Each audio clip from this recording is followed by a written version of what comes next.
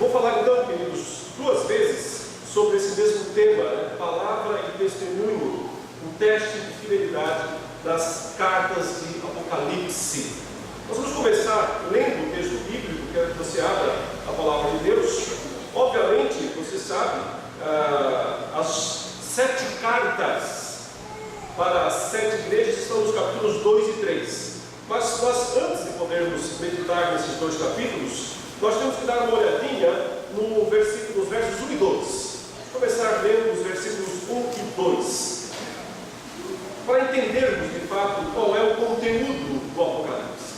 Revelação de Jesus Cristo, que Deus lhe deu para mostrar aos seus servos as coisas que em breve devem acontecer, e que ele, enviando por intermédio do seu anjo, notificou ao seu servo João, o qual atestou a palavra de Deus e o testemunho de Jesus Cristo quanto a tudo que viu. Bem-aventurados aqueles que leem e aqueles que ouvem as palavras da profecia e guardam as coisas nela escritas, pois o tempo está próximo. Então, meus irmãos, a título de introdução, a pergunta: afinal, qual é o assunto principal do livro do Apocalipse? Isso vai ser importante. Qual é o assunto principal do livro do Apocalipse? Em geral, as pessoas olham para o Apocalipse assustadas, curiosas, imaginando que vão encontrar nesse livro uma espécie de agenda do fim dos tempos, né? O que todo mundo quer, na verdade, é receber, como que num passe de mágica, uma senha para poder descriptografar o conteúdo do livro. E assim poder dizer, vai acontecer isso, depois aquilo, e assim por diante. Mas temo que isso não é possível. Porque, na verdade, esse não foi o propósito pelo qual esse livro foi escrito. Evidente, sim, ele fala sobre o futuro, claro. Fala até sobre o novo céu, a nova terra, coisas que estão ainda no futuro, provavelmente distante. A eternidade vindoura. Mas o assunto principal do livro do Apocalipse, meus irmãos, não é um futuro distante, é um futuro próximo. Observem o texto que nós lemos. Revelação de Jesus Cristo, acho que está projetado aí, né? A qual Deus lhe deu para mostrar aos seus servos as coisas que em breve, devem acontecer. Mas é provável que mesmo agora, quando você lê esse texto, você o entenda errado. Porque é provável que talvez, mesmo agora lendo, depois que já disse para você, fala sobre o assunto do futuro longínquo, você pense, então deve ser para alguma coisa que vai acontecer ano que vem, que vai acontecer mês que vem, que vai acontecer, sei lá, no máximo daqui uns 10 anos. Eu quero dizer para você o seguinte: não, calma aí. Você está colocando o carro na frente dos bois. Você está atropelando os fatos. Vamos com calma, vamos por partes. Para quem esse livro foi escrito? Essa é a primeira pergunta que nós temos que fazer. Quem foram os seus primeiros leitores? Porque se nós não entendermos quem foram os primeiros leitores do livro, nós não vamos entender o que significa esse negócio de as coisas que em breve devem acontecer. Os primeiros leitores foram crentes como você, como eu, que viveram naquela região onde hoje é a Turquia. Se quer saber, você vai lá no mapa do Google, né, e procura a Turquia. E você acha um lugar mais no ocidental da Turquia, onde ficava a chamada Ásia Menor. E ali você vai encontrar informações, se você procurar em mapas antigos, evidentemente, sobre essas cidades. Éfeso, Esmirna, Pérgamo, Sardes, Tiatira. Filadélfia, Laodiceia, igrejas da Ásia Menor. Eram 7 cidades, mas não eram as únicas. Ela é uma região rica, próspera, com dezenas, centenas de cidades, com uma grande vantagem social. Acontece que, cerca de 150 anos antes de Apocalipse estar sendo escrito, e ele foi escrito por volta do ano 95 do primeiro século, né? Portanto, cerca de 60 anos depois que Jesus veio, morreu, ressuscitou e voltou para os céus. Uns 60 anos depois da ressurreição de Jesus. Essas cidades, essa região da Ásia Menor, pelo menos uns 150 anos antes disso, foi grandemente favorecida pela ação de um dos primeiros imperadores romanos, que depois de realizar uma grande conquista militar no Oriente, onde Roma foi conquistar as terras deixadas pelo império, o que restava do império já há muito tempo caído, de Alexandre o Grande, essas terras lá para o Oriente, Babilônia inclusive. Depois de ir para aquela região com suas legiões de soldados, seus exércitos invencíveis naquele período, e de conquistar aquela vasta terra sem dono naqueles dias, e retornar com seus exércitos vitoriosos e cheios de despojos, cheios de riquezas das guerras, o imperador romano disse o seguinte: não vou trazer esse monte de soldado aqui para dentro de Roma, não vai dar certo, soldado demais dentro de Roma. Eles servem a Roma, mas melhor não servir a Roma dentro de Roma. É claro, qualquer motim e foi a cabeça do imperador. Então, melhor deixar esses soldados um pouquinho mais longe, um pouquinho mais afastados, mas num lugar muito bom, muito próximo, muito aprazível.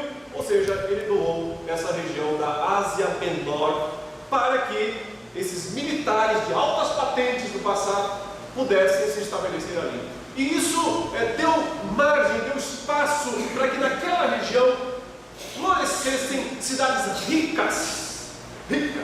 Éfeso, você sabe, Éfeso tinha uma das 7 maravilhas do mundo antigo, o grande templo de Diana. Paulo passou por lá e causou problema lá, inclusive.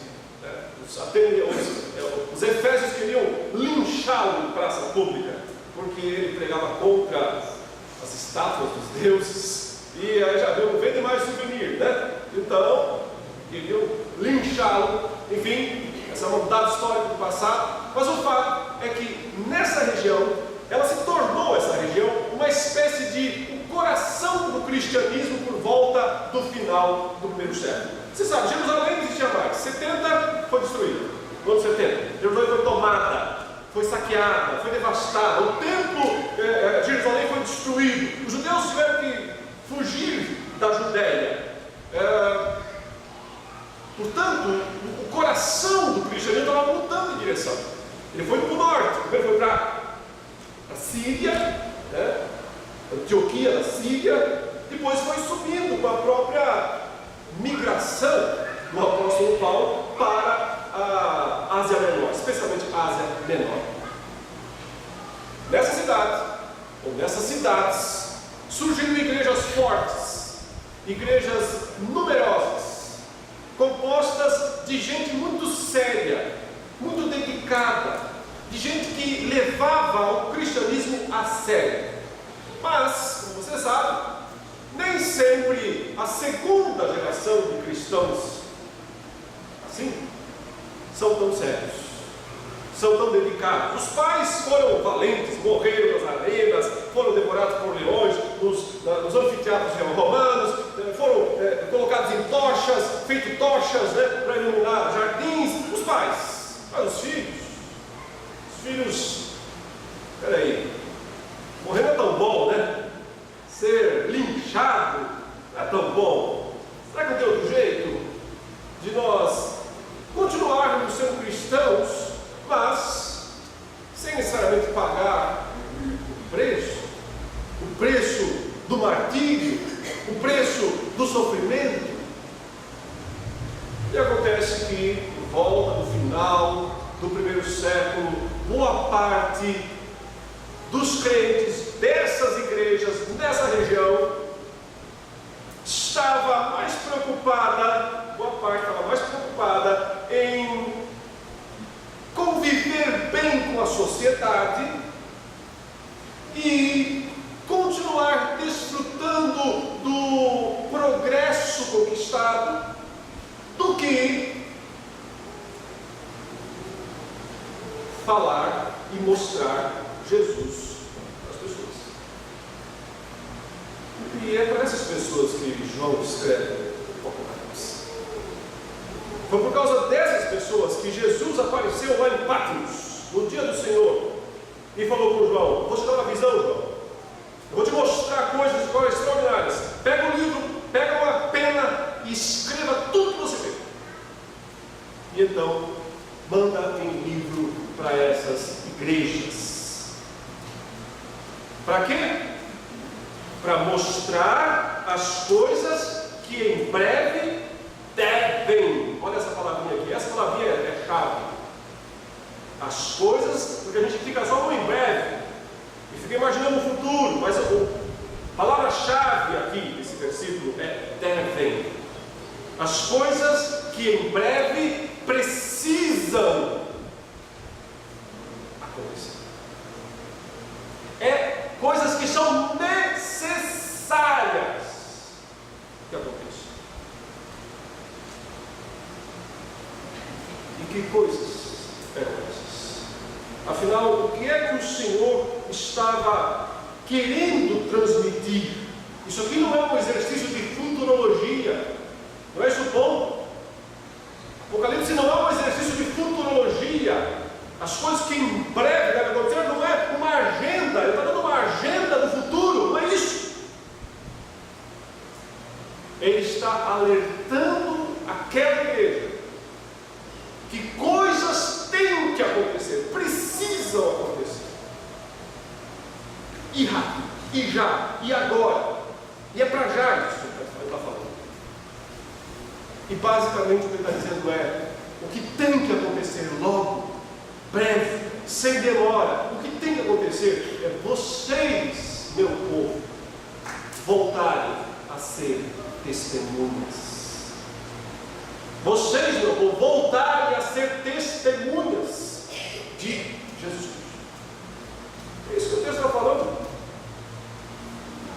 Revelação de Jesus Cristo, a qual Deus me deu para mostrar aos seus servos as coisas que logo, em breve, sem demora, devem acontecer. E que Ele, enviando o seu anjo, deu a conhecer ao seu servo João, o qual, esse João, atestou a palavra de Deus e o testemunho de Jesus Cristo. Duas vezes no versículo aparece a palavra testificar ou testemunhar. Eu sei que a tradução ela mostra um pouco diferente, mas é a mesma expressão na língua grega. João testemunhou, ele diz, o testemunho de Jesus. Ele testificou, ele testemunhou, ele atestou a palavra de Deus e o testemunho de Jesus. Essa expressão, essa frase aí, palavra de Deus e testemunho de Jesus, é a expressão chave para entender todo o Apocalipse. E para isso eu listo na sequência todas as vezes em que essa expressão aparece no livro inteiro, para que a gente veja rapidamente o significado desta frase, dessa expressão. No capítulo 1, versículo 9,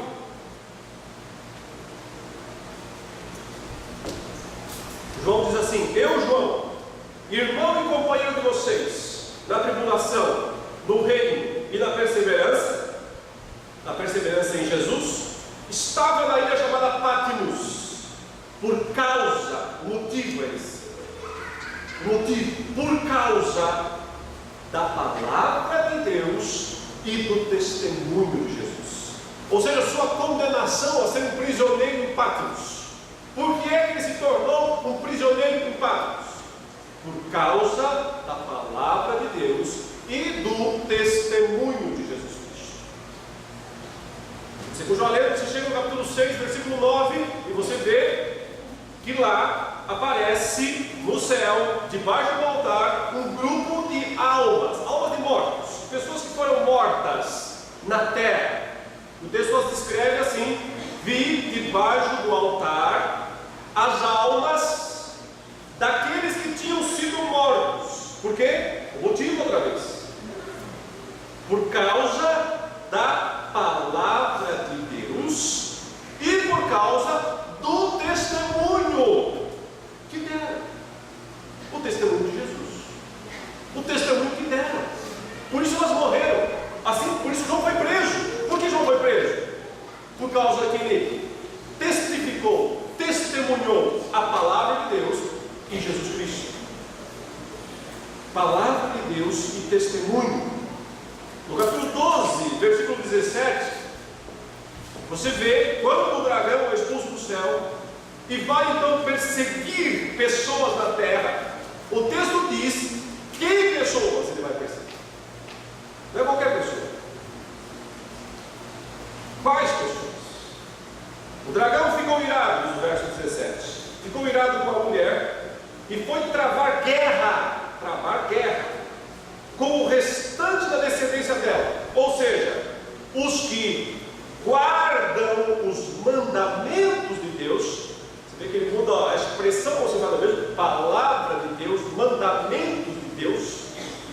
E tem, sustentam, ter quer dizer sustentam, mantém o testemunho de Jesus. Ele desce para perseguir exatamente estes.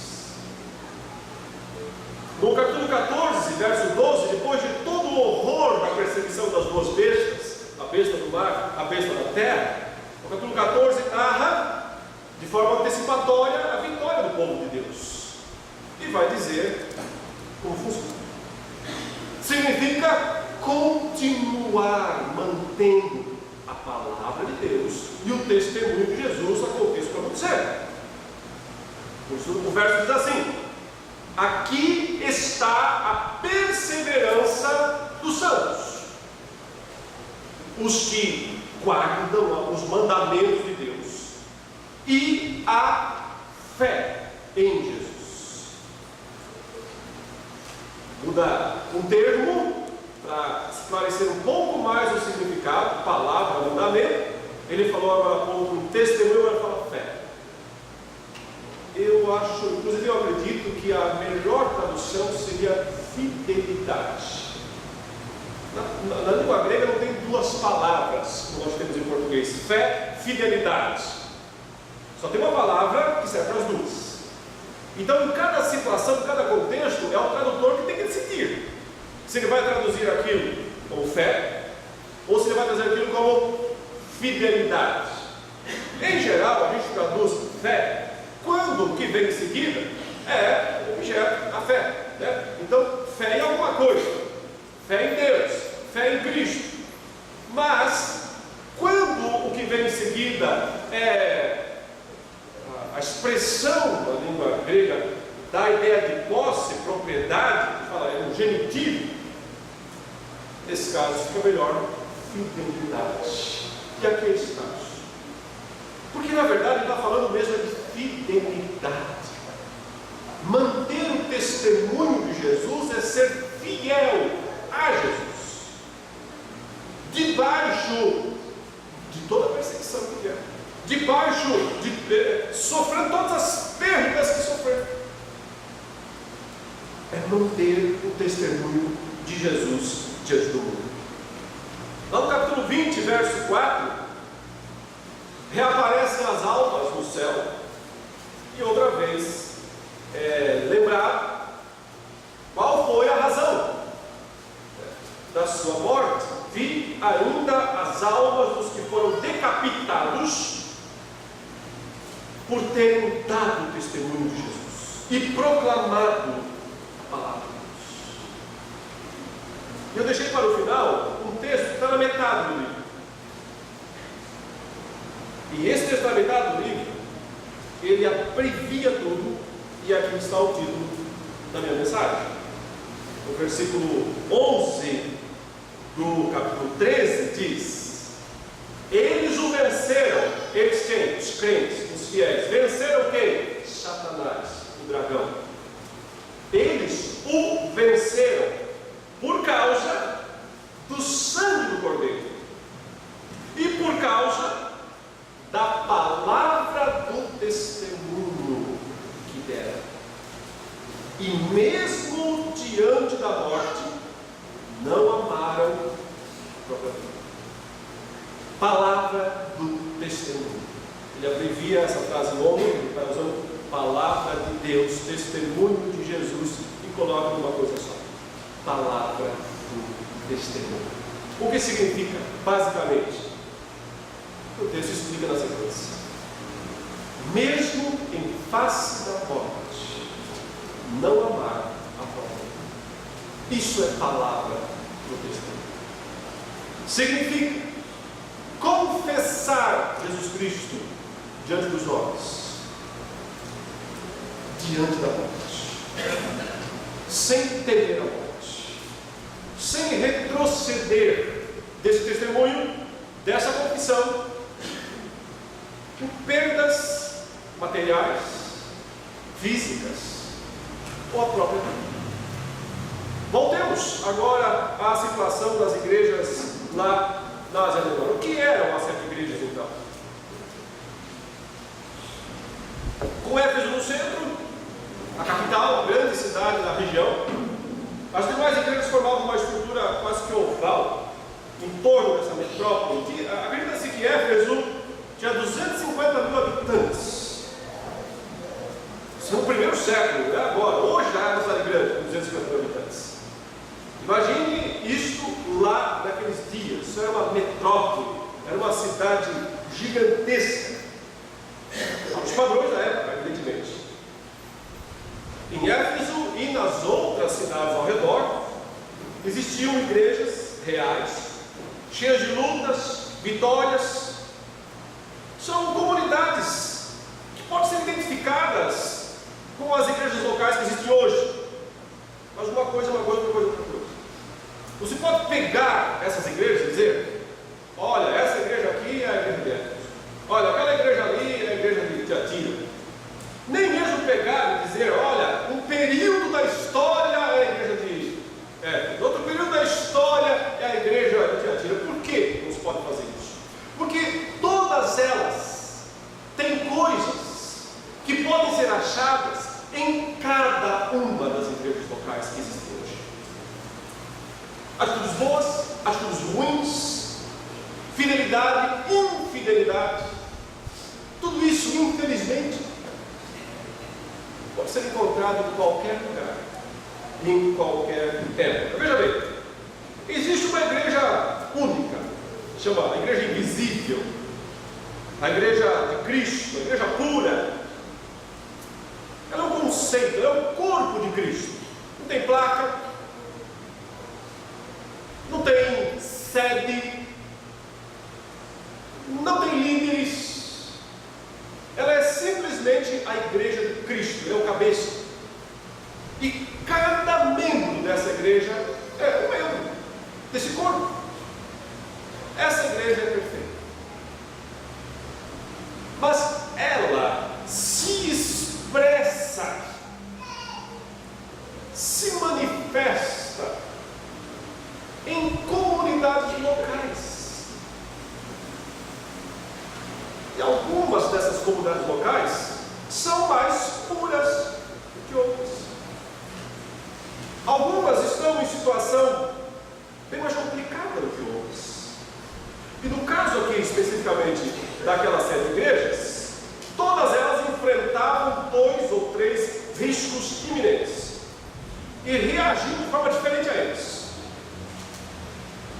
Externamente, perseguição de 2 grupos, dos judeus e dos romanos. Frequentemente, como veremos na segunda palestra, os judeus usavam os romanos para perseguir os cristãos. Internamente, de divisões, heresias, comportamento impróprio, pecado, para usar uma palavra fácil. Quando João escreve essas pequenas cartas, por ditado de Jesus, ele vai tocar nesses pontos fundamentais de cada uma dessas igrejas. Mas qual é o tom? Qual a mensagem central dessas 7 cartas? Então é comum as pessoas pensarem e dizerem: olha, o Apocalipse é um livro que visa trazer conforto para a igreja, consolo. Eu digo, sim, traz. Mas não é a coisa principal. Não é o assunto principal. Não se pode consolar quem está vivendo em pecado. Quem está vivendo em pecado precisa ser confrontado. Você consola quem está sendo fiel e sofrendo por isso. Mas quem está sendo infiel precisa ser confrontado com a palavra de Deus. Por isso, das 7 igrejas, só 2 estão fazendo o que é certo. 5 estão falhando miseravelmente no testemunho. E o que elas recebem não é consolo, é confronto, é exortação. Então, meus irmãos, o livro parece ter sido escrito como uma exortação, principalmente a isso, para alguns grupos de cristãos que, na visão do autor, estavam relativamente falhando em seu testemunho perante o mundo. O livro revela a seus leitores um choque de luz. Ele quer dar um choque no leitor, para que o leitor perceba que não dá para ser amigo do mundo, que não dá para viver um meio termo entre fé cristã e mundo, que são coisas antagônicas, que são inimigos,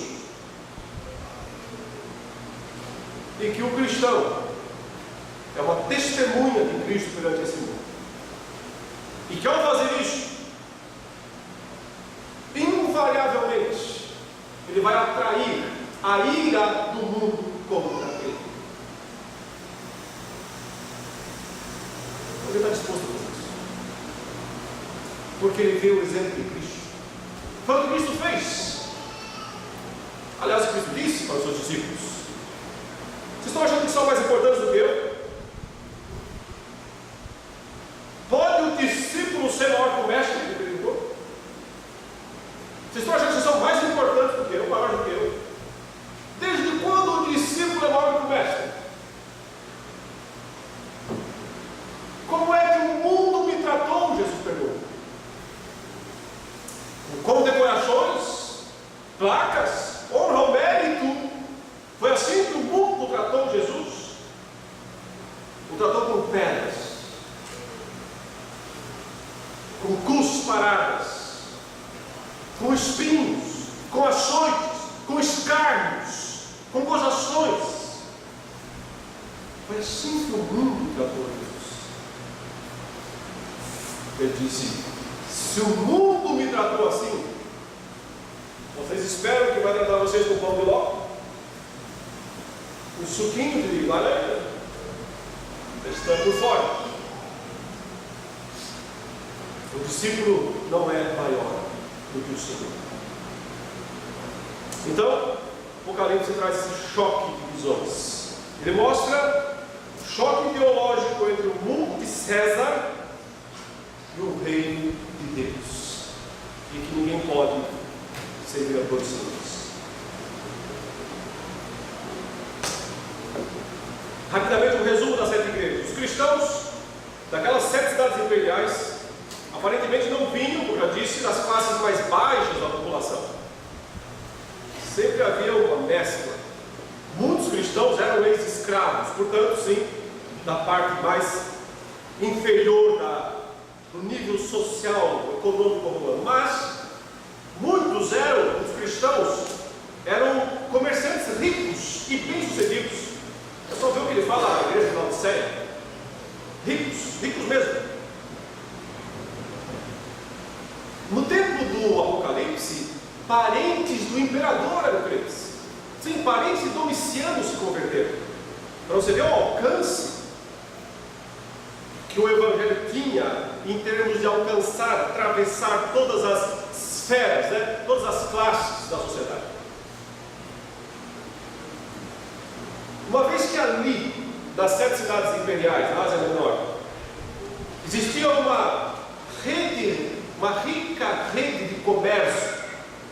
Os cristãos ali, a maioria eram comerciantes. Comerciantes de roupas. Era um polo têxtil. Tanto de fabricar roupa a partir de lã, a partir de tecidos, né?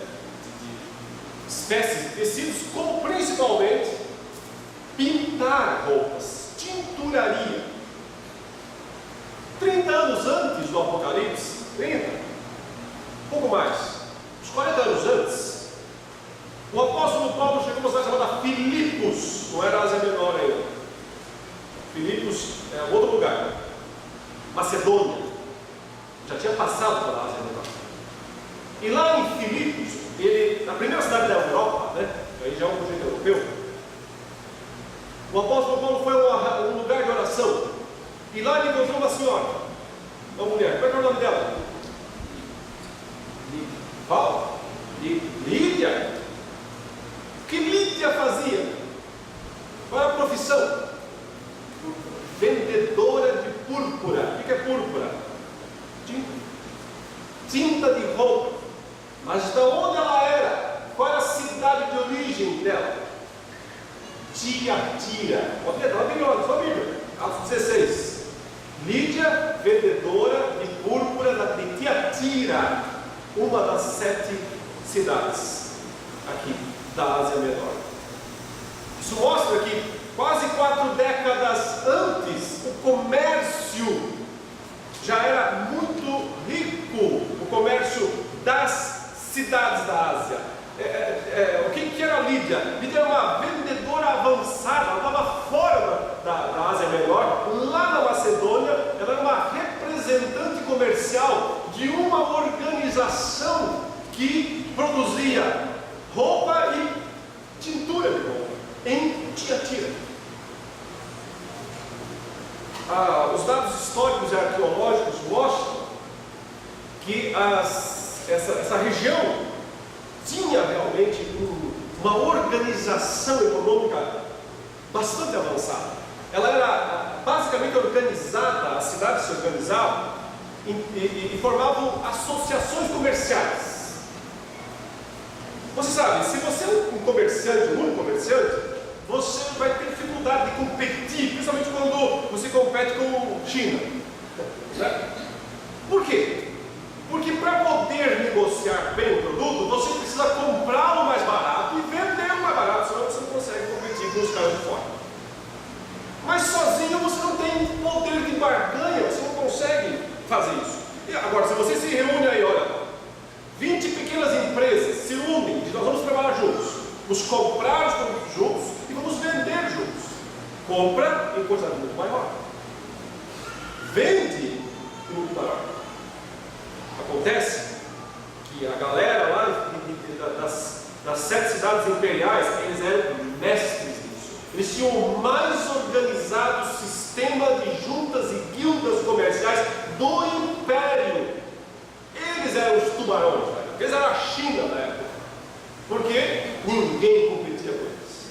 Ninguém conseguia comprar e vender roupas, tintas mais baratas do que aquele pessoal. Por quê? Organização. Mas isso trazia uma grande vantagem e uma desvantagem também, dependendo do caso, dependendo da pessoa. Qual é a desvantagem? O imperador de Roma sempre olhava para aquela cidade dizendo assim: aqui está a minha joia da coroa, aqui está a minha galinha dos ovos de ouro. Então, muito imposto, né? Vinha dessa região rica e próspera, muitos comerciantes Mas, para manter a submissão, alguns imperadores se contentavam com os impostos. Mas vejo outro, aparecia algum megalomaníaco lá. Nero, Domiciano. O que eles diziam? Só imposto não. Honra, homenagens. Nero, ele dizia que ele era filho de Zeus, filho de Júpiter. Domiciano falou: eu sou mais novo, não mais novo. Portanto, divinos, verdadeiros deuses em forma humana. Nos dias de Domiciano, se estabeleceu, ou se restabeleceu, o culto ao imperador. Se restabeleceu. Ele ficou meio em desuso com os imperadores que sucederam Nero, que não eram assim tão interessados nisso. Mas Domiciano, vamos fazer um falso negócio que é importante para a unidade do império. Resgatou lá em Pérgamo a cidade que era o centro do culto ao imperador. Colocou lá um sacerdote, colocou lá recursos financeiros para fazer sacrifícios e ofertas diárias ao imperador romano, o Deus. Acontece o seguinte: se você mora lá em Tiatira, suponha que você é uma neta de Lídia. Já que Lídia era de Tiatira, se converteu em Filipe, pode ser que ela voltou para Tiatira depois. E você é uma neta de um neto, um filho talvez. Sua mãe, né, conheceu Paulo, se converteu, você não. Você é um crente de segunda geração. Mas você foi ensinado a ser crente da sua mãe. E você vive em Tiatira e você adivinha, tem um comércio. O que você faz? Você vende roupa. E vende tintas também de roupa. Acontece o seguinte: a junta comercial tem regras. E uma das regras é a mais básica de todas. Quem é o nosso chefe? Quem é o nosso rei? César. O que ele é para nós? Deus. O que fazemos para ele? Adoramos? Sacrificamos? Se você é cristão, você faz. Esse é um desafio, é super simples. É super simples. É o desafio mais simples de todos. E você é cristão, você aí, neto de Lídia, mora em Tiatira. Agora tem a ordem explícita. Sexta-feira nós vamos ter a guilda comercial, todos os sócios aí da nossa junta comercial vão se reunir lá no templo e nós vamos receber o mensageiro do imperador e nós vamos oferecer um culto ao imperador, vamos sacrificar um touro ao imperador. Depois até vai fazer um churrasquinho com a carne do touro, né? Que é de ferro, né? E depois é o baile. Todos os sócios estão convocados. Não posso ir, né? Falei, não. O que eu faço? Vou dizer que eu dor de barriga. Vou falar que vou ir uma viagem, vou viajar. Tá legal, você viaja, vai embora. Semana que vem você volta e o secretário da junta fala assim: sentimos a sua falta, né? Você não pôde estar presente, né? O que aconteceu? Não, viagem, tá, tudo bem. Não tem problema, olha, semana que vem eu tenho de novo. Próxima sexta-feira. E ó, anota na agenda porque estão falando que daqui a um mês vem o próprio imperador. Em pessoa, vai ser uma honra única. Vamos poder fazer um culto ali na frente dele, matar o touro, comer a carne, fazer a festa. Você sabe, né? Se faltar, você está fora. Não compra, não vende, nada. Você não vai conseguir comprar tinta barata para vender na sua loja. Você não vai mais ter quem compre os seus produtos. E aí, o que você faz? Isso é bom, meus irmãos. Simples, cristalino. Quem é seu Deus?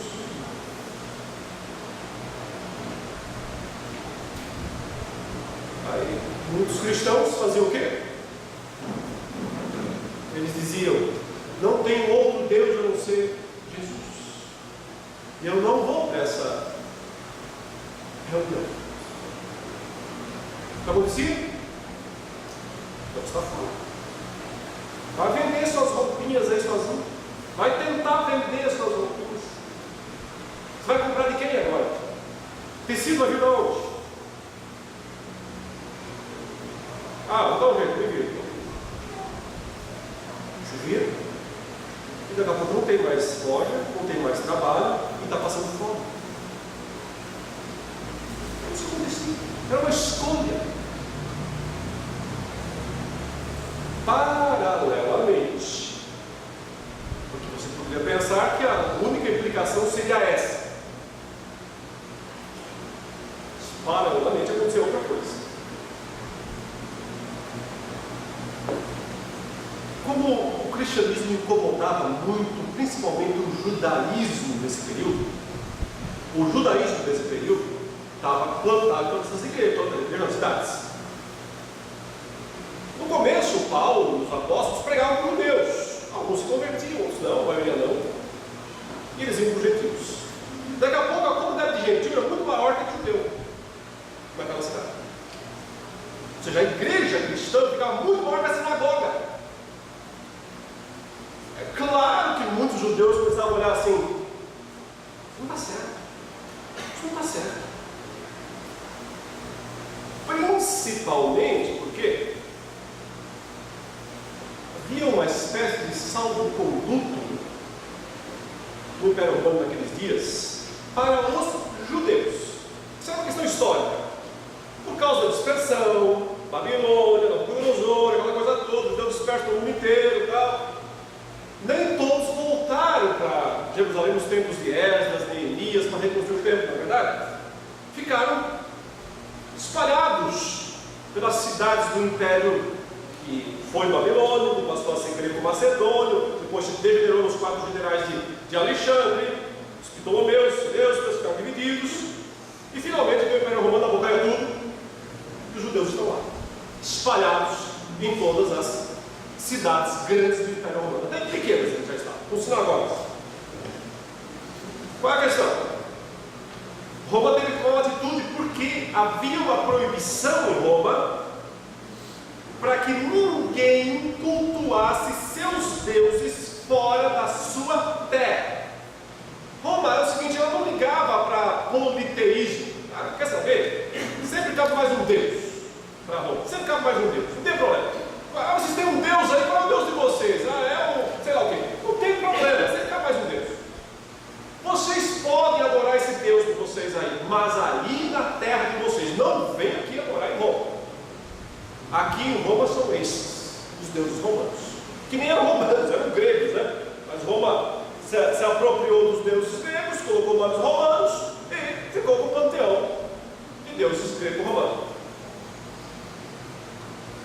Pode adorar. Você é da onde? Você é da Síria? Ok, pode adorar lá, sua deusa lá, sacrifício lá para o Baal, tudo bem, não tem problema. Mas não aqui em Roma, ok? Não nas outras cidades, só lá na Síria, ok? Mas os judeus, eles estavam espalhados pelo mundo todo. Então, havia uma tolerância para com os judeus. Deixa eles não tem outro jeito. Porque eles dão um salvo-conduto para eles. Eles podem reunir nas sinagogas, não podem evangelizar. Mas eles podem ficar lá na sua sinagoga, flutuando, lendo a Torá e pronto, tá tudo certo. Vamos lá, fazer a vista grossa. Eles podem. No começo, os cristãos não eram facilmente distinguíveis dos judeus para os romanos.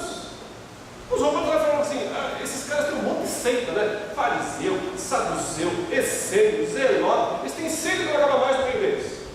E agora surgiu uma nova, são os cristões, sei lá. Eles erraram até o nome. Tem um relato lá de um escritor romano que ele diz: eles seguem um tal de Crespo. Acho que ele quer dizer Cristo. Ele escreveu o nome errado. Eles não tinham informações claras, os romanos, de quem eram os cristãos, porque de certa forma os cristãos ficavam debaixo do guarda-chuva dos judeus e portanto não eram incomodados, podiam adorar o seu Deus. Mas aí os judeus começaram a falar o seguinte: que não, iam lá para a autoridade romana e diziam o seguinte: esses caras ali, esse grupinho ali, ó, não são judeus, não são. Eles são cristãos, eles abdicaram do judaísmo, eles não seguem o judaísmo. E, portanto, eles não têm direito a adorar o que é que eles façam aqui nessa cidade. Isso foi o começo das perseguições. Isso começa a gerar perseguição legal, formal, denúncias. Aí as autoridades, Roma era que nem o Brasil. Investigar, ninguém investiga. Mas se tiver uma denúncia, tem que ir atrás, né? Então, se houvesse uma denúncia formal, uma autoridade romana, ela tinha a obrigação de investigar. Aí ela chamava o cara denunciado, dizia: fulano, tem uma denúncia aqui, você é um cidadão, né, de Pérgamo, de Tiatira, e eu tenho uma, você é o quê? Judeu ou cristão? Ok. E então é o seguinte, você é romano, né? Sim, sou romano, tenho cidadania romana. Só um detalhe importante, tá? Lembra quando eu falei dos militares que vieram do Oriente e formaram as colônias, as cidades, tá? Por ordem do imperador César Augusto? Pois bem, de presente ele deu para eles e para os seus descendentes cidadania romana, que significava ser como se tivesse nascido em Roma, todos os direitos e privilégios de um cidadão romano. Fulano, então quer dizer que você é um cidadão romano? Sim, sou. Então, e quem é César para você? César é o imperador, o povo, respeito, né? A religião fala que eu tenho que dar a César o que é de César, eu respeito. Tudo bem, ok, mas e o culto? E o sacrifício? Isso é lei, isso é ordem, é lei, isso não é opção. Para romanos não é opção. Você é romano, não é? E você não faz isso? Guarda, para perder. E aí iniciava-se um processo formal de acusação. Primeiro 10 dias preso, isso é a prisão preventiva. É de lá que vem o conceito. 10 dias preso, para o cara refrescar a cabeça, a memória, ver que a coisa não é boa, né? Ficar preso numa masmorra não é uma coisa muito boa. Daí depois chama o cara de volta. E aí? Você está disposto a fazer o que é a sua obrigação cívica? O que é a sua obrigação como cidadão romano? Sim ou não? Quer saber? A maior parte dizia: agora não. Agora. Se você tem dúvida disso, eu recomendo você ler um texto, você põe no Google depois. A gente até já leu. Chama-se Carta do procônsul romano Plínio ao imperador Trajano. Carta de Plínio ao imperador Trajano. Quando eu no Google, você acha até, acho que em português. É uma carta do ano 120, por aí, 115, 120. Trajano substituiu Domiciano no trono, ou seja, só uma geração à frente. Essa carta é muito interessante para nós cristãos, porque o cônsul romano chamado Plínio, o que ele faz? Ele explica para o Trajano as prensas que ele dá aos cristãos para fazê-los voltar atrás. E sabe o que acontece? Ele diz: quase sempre dá certo. Quase sempre que eu prenso um desses cristãos aí, eles voltam a reconhecer César como Deus, a adorar o imperador, fazer tudo o que precisa.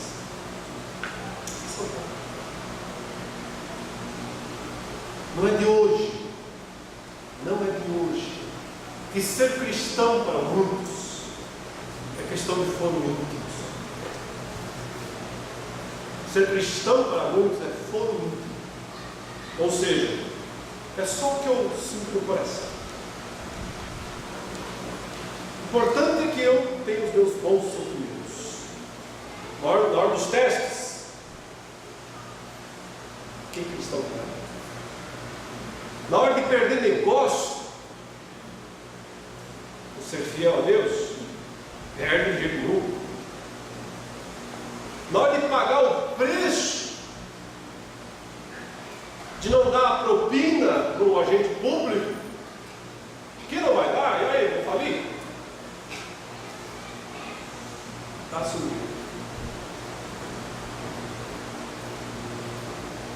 pessoas vão vivendo sua fé de forma esquizofrênica. Totalmente esquizofrênica. Por quê? Porque elas são uma personalidade dentro da igreja. Ou lá fora. Isso é esquizofrenia. E é a grande realidade de muitos cristianos hoje.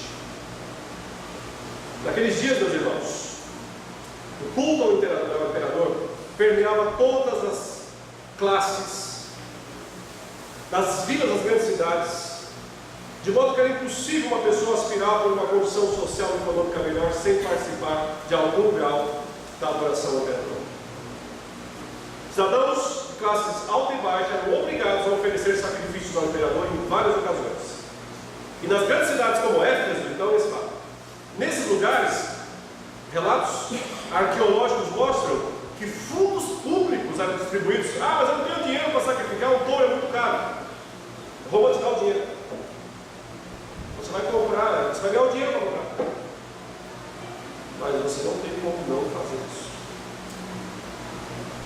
Portanto, não participar de tais eventos era considerado deslealdade, falta de patriotismo, incorrendo em penalidades legais.